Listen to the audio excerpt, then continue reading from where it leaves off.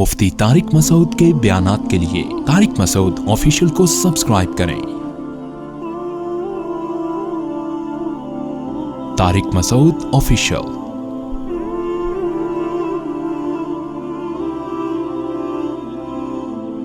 کون سی چیز ہے جو آپ کو سب سے زیادہ اللہ یاد دلاتی ہے؟ وہ عبادت ہے دعا۔ سمجھتے ہیں کہ نہیں سمجھتے؟ آج دعاؤں میں زیادہ زور نہیں ہے، یہ بڑا مسئلہ ہے۔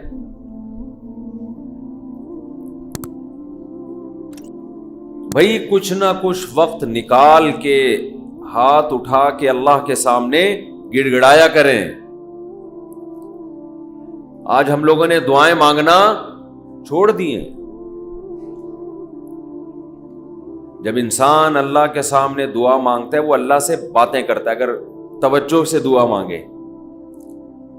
دعا ایسی چیز ہے کہ یہ اللہ اور بندے کا جتنا مضبوط کنیکشن بناتی ہے، اتنا کنیکشن دنیا کی کوئی اور عبادت نہیں بناتی۔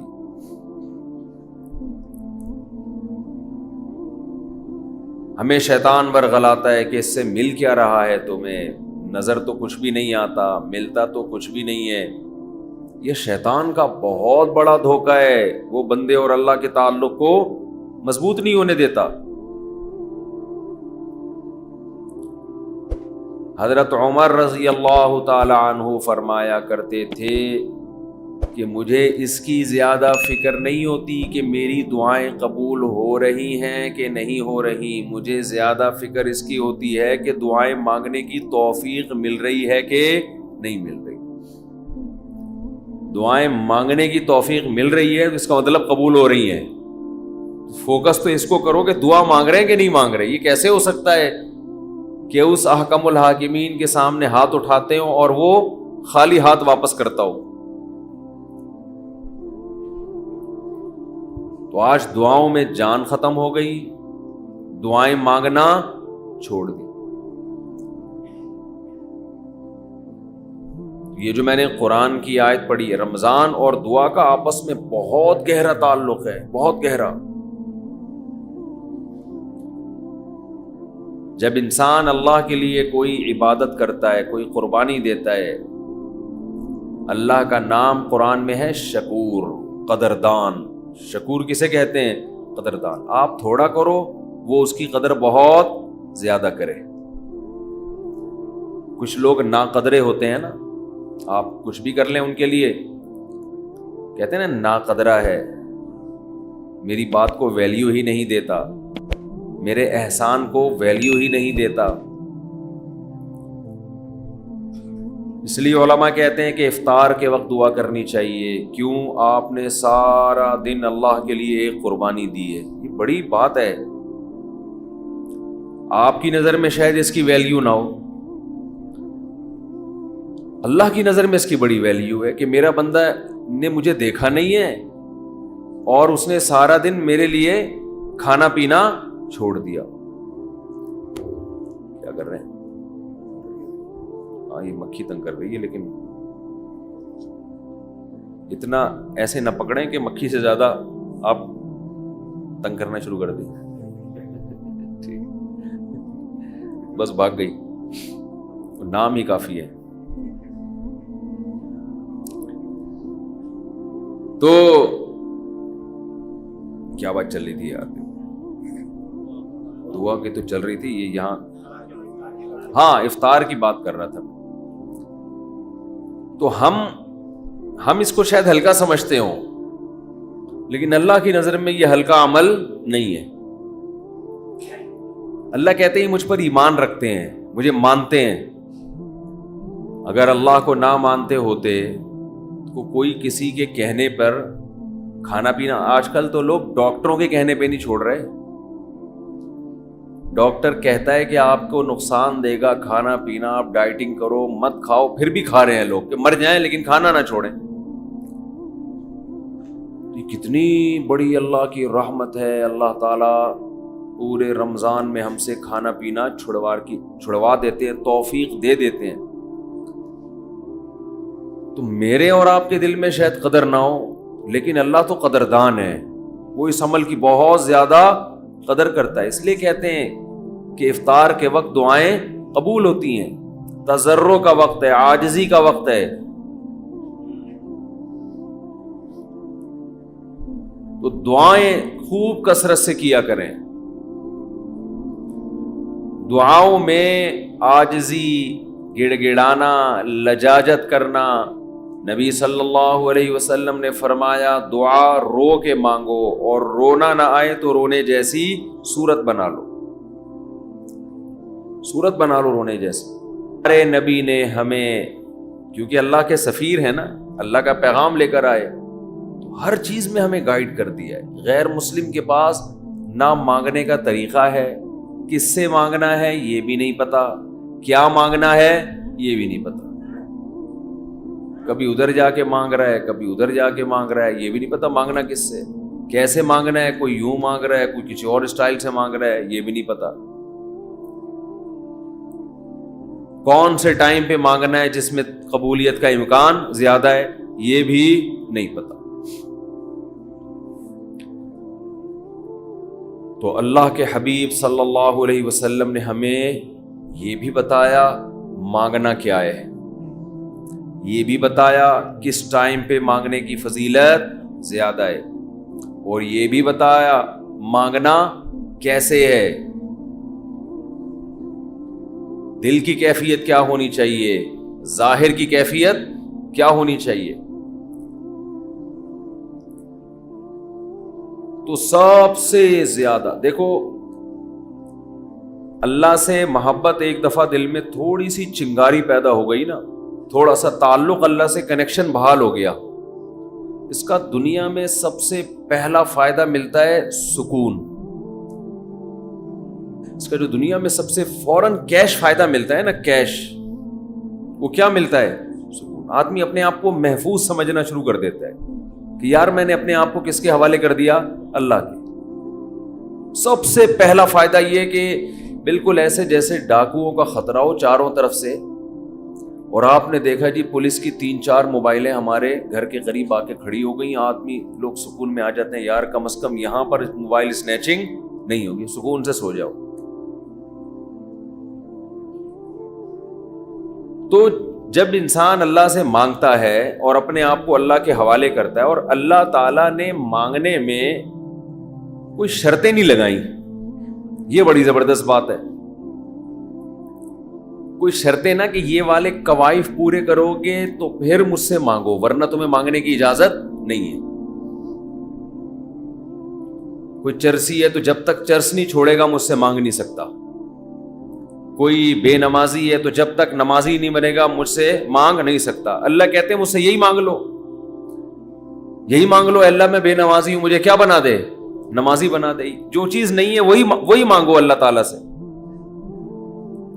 وقال ربکم ادعونی استجب لکم, قرآن کہتا ہے, تمہارا رب کہتا ہے مجھ سے مانگو میں تمہاری پکار کو قبول کروں گا.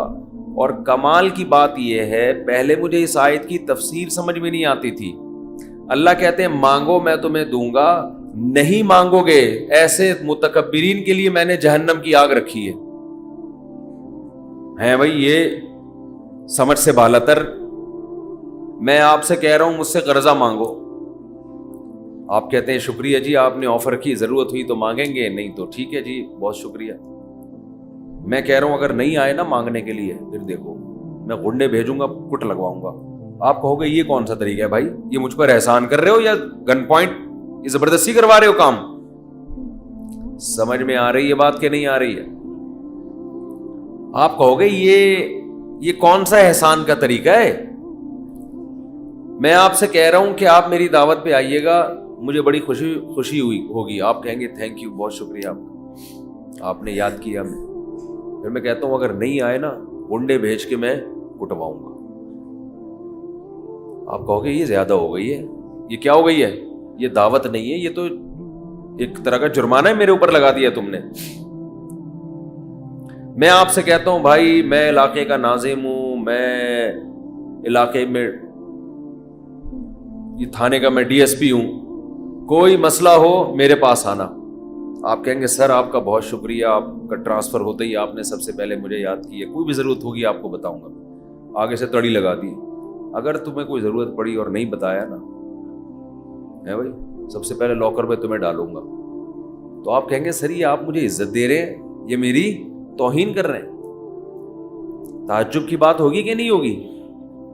تو اللہ تعالیٰ تو یہی انداز اختیار کر رہے ہیں کہ مجھ سے مانگو میں تمہیں دوں گا، ان الذین یستکبرون عن عبادتی سیدخلون جہنم داخرین، نہیں مانگا تو ایسے لوگ ذلیل ہو کر جہنم میں داخل ہوں گے۔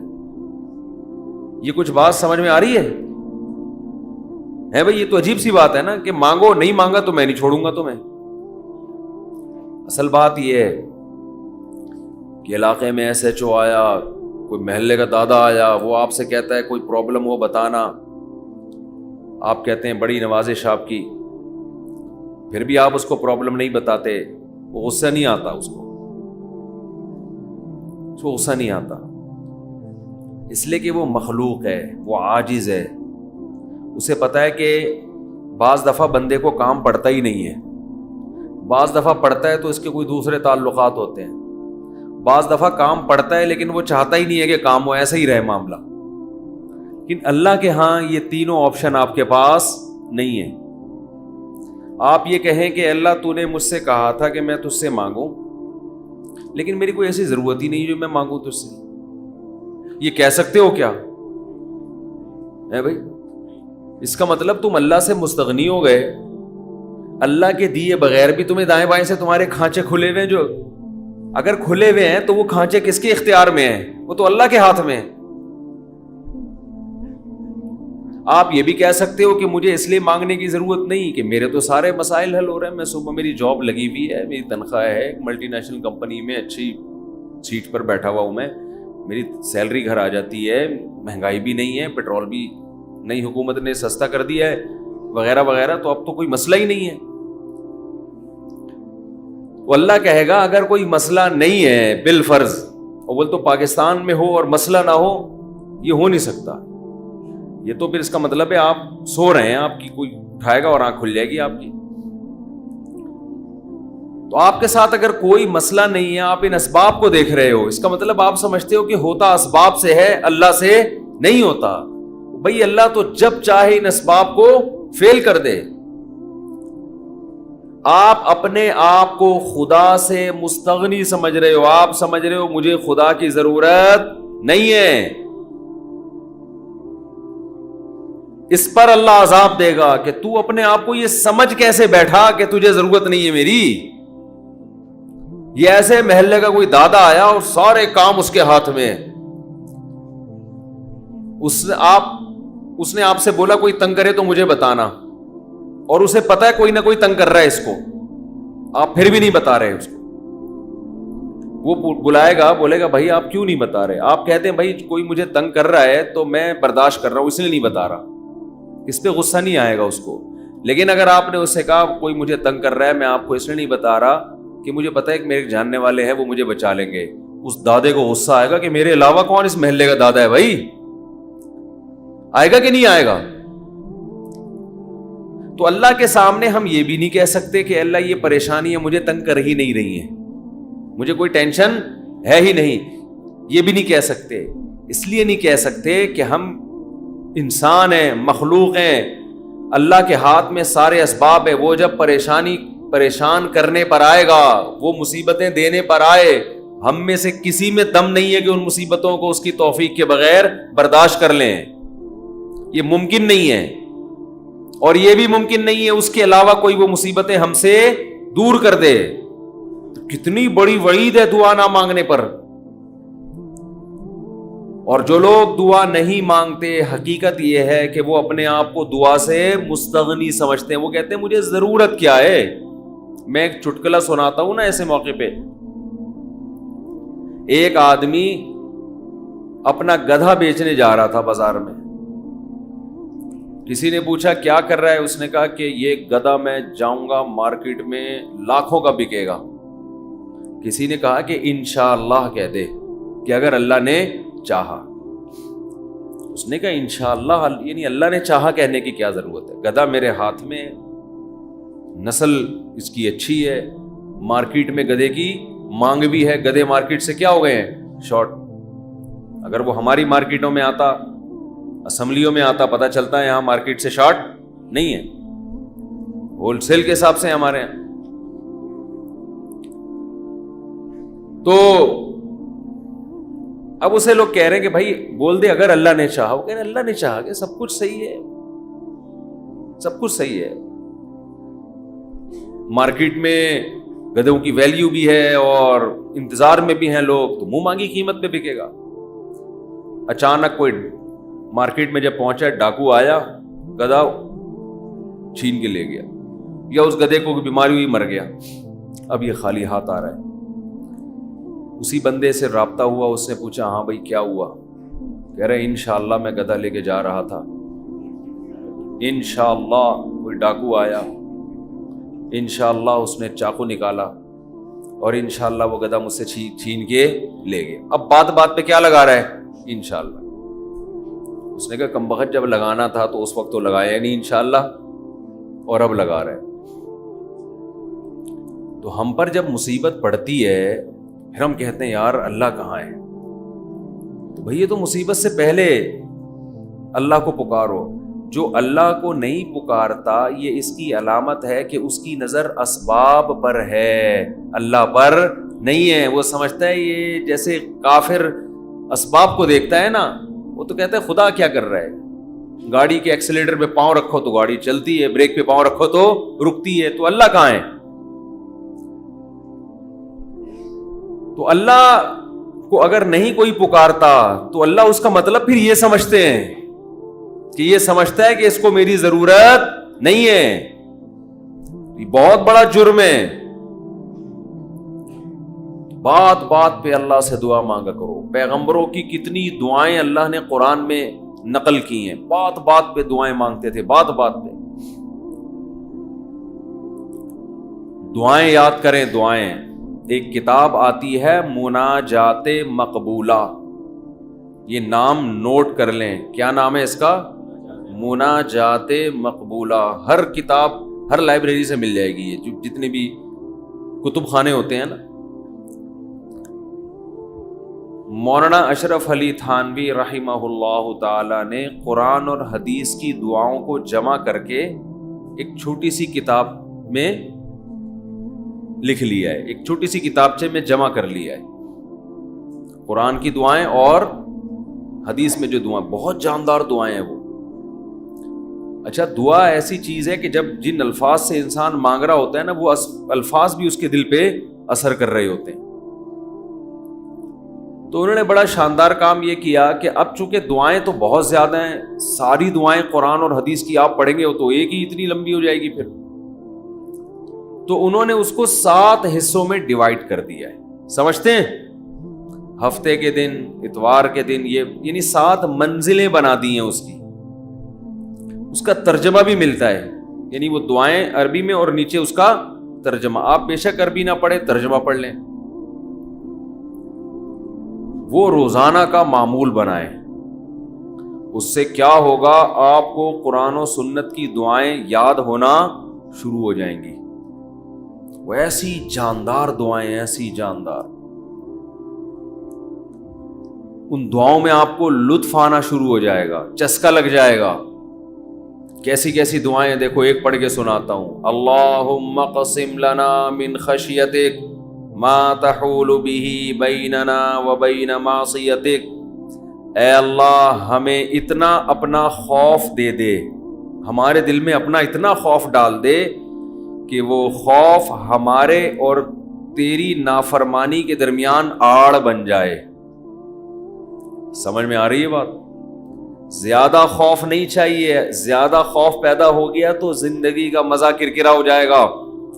جب آپ کے دل میں کسی چیز کا خوف مسلط ہو جاتا ہے تو لذتوں سے محروم ہو جاتے ہو آپ. دیکھو بچوں کے دلوں میں امتحان کا خوف ہوتا ہے نا, نہ کھا رہے ہیں نہ پی رہے ہیں. کراچی میں تو ایسا کوئی سیٹ اپ نہیں ہے, کوئی خوف ووف نہیں ہوتا. پنجاب میں دیکھا ہے ہم نے, بچوں کے پیپر ہونے والے, ایگزام ہونے والا, ایک دماغ پہ مسلط کر لیتے ہیں. زیادہ مسلط کریں گے تو پھر پڑھائی بھی نہیں ہوتی ان سے, ہاتھ پاؤں کانپنے لگتے ہیں. کراچی میں اللہ کا فضل ہے, یہ ٹینشن کراچی میں جتنی بھی حکومتیں رہی ہیں اب تک کی رپورٹ کے مطابق انہوں نے یہ بڑا فائدہ پورے سندھ میں الحمدللہ، یہ سندھ گورنمنٹ جب جتنی بھی رہی ہے اب تک چاہے کسی کی بھی ہو تو یہ الحمدللہ انہوں نے فیسلٹی دی ہے کہ کراچی کی عوام کو پڑھائی لکھائی سے الحمدللہ بالکل فارغ کر دی ہے، لڑکوں میں پڑھنے کا رواج ہے ہی نہیں۔ کچھ دن پہلے میں آ رہا تھا سفر پہ تو کراچی کا ایک لڑکا وہاں پڑھنے گیا ہوا تھا اسلام آباد، ایبٹ آباد میں شاید کیڈٹ کالج، بال کیڈٹ کالج میں پڑھ رہا تھا، تو میں نے کہا کراچی میں نارتھ کراچی میں کہیں رہتا تھا یا ناظم آباد میں، وہاں گیا ہوا، اس نے کہا بھائی ہمارے ابا اماں نے اچھا فیصلہ کیا، مجھے وہاں ایڈمیشن کرا دیا، میں پڑھ لیتا ہوں، چھٹیوں میں گھر آ جاتا ہوں۔ تو وہ بتا رہا تھا کہ یہ کراچی میں، وہ مجھے کہہ رہا تھا کہ ہم حیران ہوتے ہیں کراچی میں جان تو وہاں کوئی ہے ہی نہیں، پڑھائی لکھائی کی بات ہی نہیں، کہہ رہے یہاں ہو تو ہر آدمی، میں نے دیکھا ہے پنجاب میں ہر بچہ پڑھائی کی بات کر رہا ہے، سب پڑھائی میں آگے نکلنے کی کوشش کر رہے ہیں، کچھ بزنس میں آگے جانے کی کوشش کر رہے ہیں، یہاں ہو تو پڑھے ہوئے ہیں۔ کراچی میں الحمدللہ پڑھے ہوئے لڑکے پوری پوری رات کرکٹ کھیل رہے ہیں، اور ہم نے بھی بیان کر کے اپریشیٹ کر دیا، وہ کہہ رہے ہیں اب ٹھپا لگے اب تو اور کھیلو۔ ہم نے تو اس لیے خوشی کا اظہار کیا تھا کہ چلو روزہ تو رکھ رہے ہیں نا، یہ مطلب تھوڑی تھا کہ کچھ بھی نہیں کرو۔ تو یہاں الحمدللہ یہ سہولت ہے کہ یہاں آپ پڑھنے کے علاوہ دنیا کا ہر کام کر سکتے ہیں کراچی میں، اور پڑھے بغیر آپ کو ڈگریاں مل جاتی ہیں، وہ الگ بات ہے، اپنا بھی بیڑا غرق اور قوم کا بھی بیڑا غرق ہوتا ہے، نہ خود کچھ آتا ہے نہ ترقی تھوڑی کر سکتا ہے آدمی فالتو ڈگریاں لے کے، وہ پکڑا جاتا ہے کہیں نہ کہیں۔ ایک ہمارے مشہور ڈاکٹر تھے جو بڑے اچھے ڈاکٹر تھے، کیا ہیں ڈاکٹر، جب ان کی جعلی ڈگریاں پکڑی گئیں لوگوں نے کہا یار ڈگری کو چھوڑو، بندہ میں قابلیت ہے، تو وہ تھوڑے دنوں میں قابلیت کبھی ایسی کی تیسی ہو گئی، جو اندر سے ہوتا ہے نا تھوڑے دنوں میں آدمی وہ آ جاتا ہے، آپ چھپا نہیں سکتے زیادہ عرصہ۔ تو جعلی ڈگریاں جعلی ہی ہوتی ہیں، پکڑا جاتا ہے آدمی۔